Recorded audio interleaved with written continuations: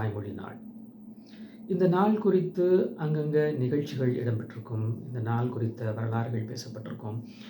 நாம் ஏன் தாய்மொழியை காப்பாற்றணும்னு பல இடங்களில் விவாதிக்கப்பட்டிருக்கும்.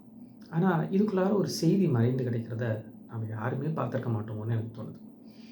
1950களில் நடந்த சிக்கலில் தங்கள் மேலே ஒரு மொழி திணிக்கப்பட்டு தங்களுடைய மொழி உரிமை சிக்கலுக்குள்ளான போது வங்கதேசத்தைச் சேர்ந்த இளைஞர்கள், அன்றைக்கு கிழக்கு பாகிஸ்தானாக இருந்த வங்கதேசத்தைச் சேர்ந்த இளைஞர்கள் தங்கள் மொழிக்காக போராடி இன்னுயிர் ஈந்த இந்த நாள் அனைத்துலக மொழி தாய்மொழி நாளாக கொண்டாடப்படுகிறது.